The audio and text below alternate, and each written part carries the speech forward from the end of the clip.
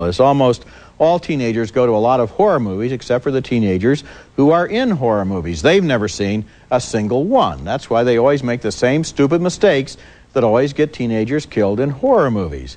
Wes Craven is a director who has made a lot of slasher films. His credits include Last House on the Left, The Hills Have Eyes, and A Nightmare on Elm Street.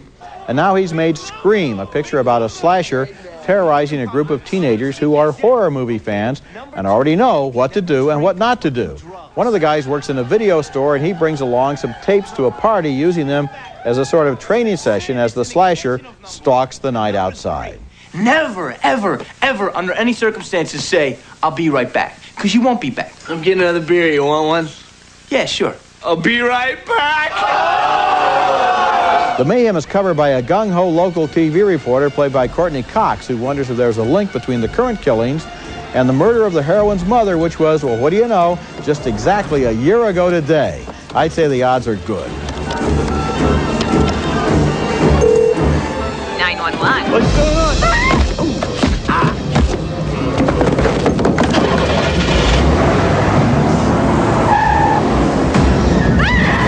Scream is one of those movies where a lot depends on the attitude you take to it. On the one hand, it is a violent and frightening film. The R rating is well-deserved. On the other hand, it's a satire on violent and frightening films, and audiences who have seen a lot of horror movies are probably going to enjoy it more on that level. I have seen lots of horror films, and I did enjoy it because, for once, the teenagers weren't making the same old stupid mistakes. Nope.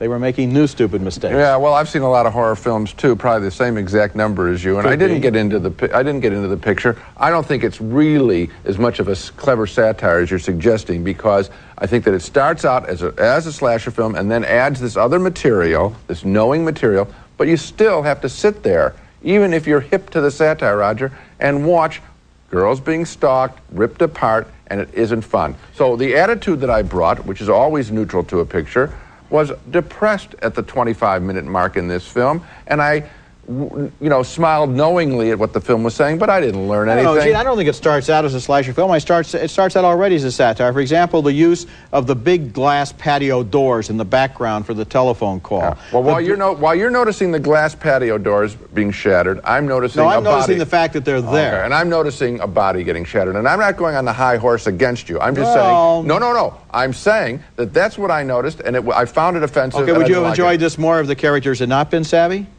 No, it would have been a worse picture, but I'm not recommending it. Okay. Last year's movie, Scream, was a horror film with a difference. All of the characters had seen other horror films and knew enough to avoid all the dumb things that people do in horror films. Now comes Scream 2, in which all of the characters have seen a movie based on the killings in the first movie. It sounds complicated, but as part of the fun, the cast for once knows as much as the audience. The film stars Neve Campbell as one of the survivors, and now she's in college and getting creepy phone calls from another mad slasher. Hello?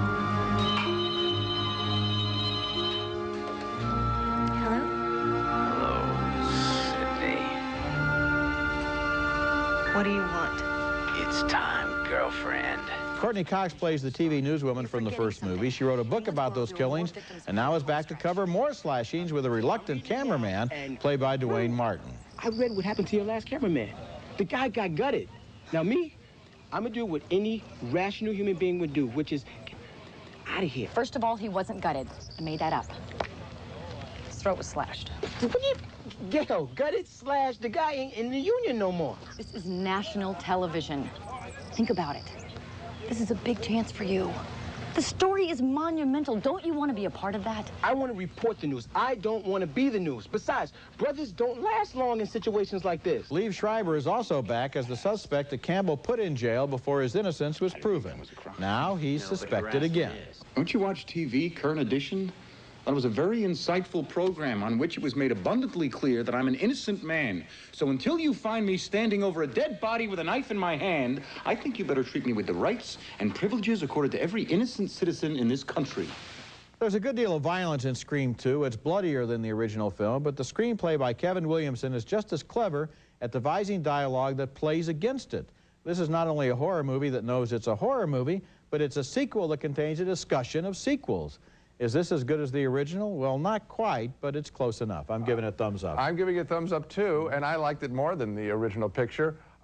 Maybe the challenge of coming up to a sequel to that one is daunting, and this film pulls it off. I just thought that the writing was smarter, and the number of characters that are being juggled in this screenplay. I mean, normally you have, you know, a row of ducks that get knocked off in these pictures, and here I got to know some of the ducks. You know, Kevin Williamson's screenplay does have a lot of really neat lines in it. For example, at one point, the Courtney Cox character is accused of posing nude on the internet. In her defense, that was my head. It was Jennifer Aniston's body. Right. That's a funny line. Better than Minute Lice, Roger. I like that one. Coming up next, our video pick of the week, an even funnier comedy than For Richer or For Poorer, also involving, in a small way, the Amish. But it's mostly about bowling. Whoa! Siskel and Ebert's Video Pick of the Week is brought to you by Nestle Raisinets. At the movies or at home, Raisinets. The outrageous comedy Kingpin is my video pick of the week. It made my list of last year's 10 best films, and it's available on home video. Bill Murray stars as a professional bowling hustler, and he ends up squaring off against a talented upstart played by Woody Harrelson, who lost his bowling hand in a hustle that went bad. What an intimidator. Spot on the approach. Ernie McCracken. How about one more title, sweetness? Look at that form. That left arm way out is the Usual style. Wow. Beautiful. Right off the bat. He delivers on the goods. Look at him pump up this crowd. Also figuring into the story is an Amish bowling prodigy played by Randy Quaid in a charming performance that recalls his similarly sweet role in The Last Detail opposite Jack Nicholson. A bowling manager? Why would a bowler need a manager? Why would a bowler need a manager? What? Don't you need a coach? A friend? A brother? Someone who's going to stick by your side through thick and thin? Someone who will be a loyal friend and never, ever, ever turn on you, no matter what. Kingpin, written and directed by Peter and Bobby Farrelly, has more big laughs than any movie I've seen in a couple of years. Almost every verbal or visual joke works. It's amazing. Kingpin is rated R for raunchy, but it is truly funny, my video pick of the week. Now let's recap the movies we reviewed on this show. 2 thumbs up, way up for the marvelous political comedy Wag the Dog. It opens in 2 weeks. We split on Home Alone 3. I found it to be a dismal knock-in-the-head comedy, but Roger enjoyed it. 2 marginal thumbs down for the comedy For Richer or Poorer. Tim Allen and Kirstie Alley were fine, but the jokes needed to be sharper. A split vote on Woody Allen's autobiographical Deconstructing Harry. I didn't laugh very much. Roger thinks it's sharp and funny.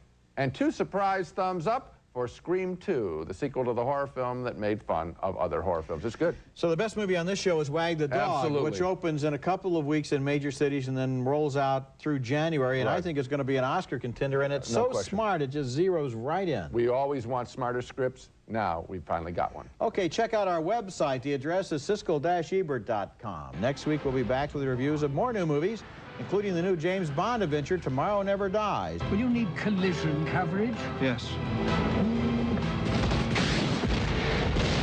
Property destruction? Definitely. And also, As Good as It Gets, starring Jack Nicholson as an erotic novelist. That's next week, and until then, the balcony is closed.